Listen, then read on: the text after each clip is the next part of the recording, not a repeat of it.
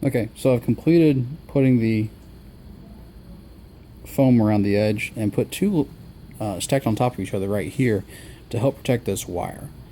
So make sure it's got plenty of play. So now what we're going to do is do our first calibration. So we need to go first of all and connect this to our computer. You want to connect this in first, match up the white dots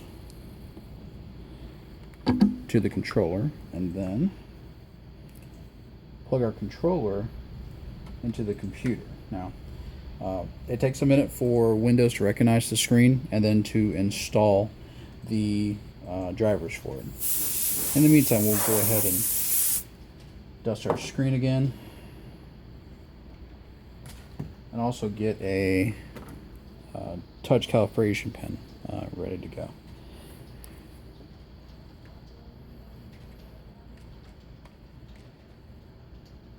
Now that Windows has already installed the screen, we want to use the option here. We'll go into Windows and then search for touch, and then we need to calibrate the screen for touch input.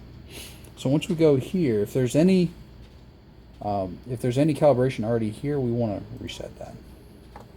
Get rid of anything that's there. So now we want to calibrate.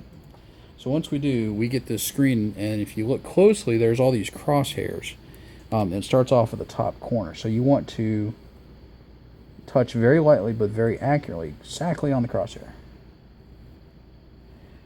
Because these are at the very edge, it's likely that if your screen's not put on just right, you won't be able to touch one of these crosshairs, and then the calibration will not go properly.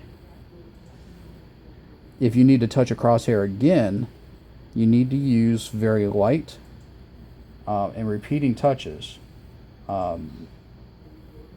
to get the crosshair to recognize your touch. This one's going by pretty easily, but I could touch a couple times. I may need to do it a few times to get it to go to the next one. That's okay. And you may even need to do this step again.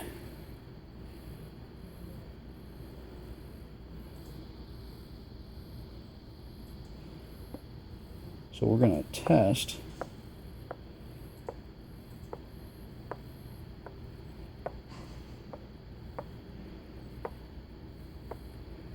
Looks like it's going exactly where I want it. So what we can do here is open up Paint.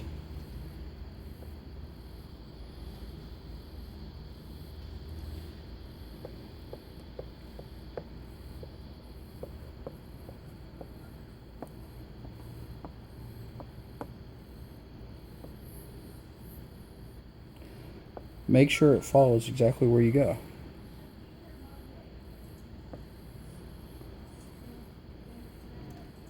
And it looks good.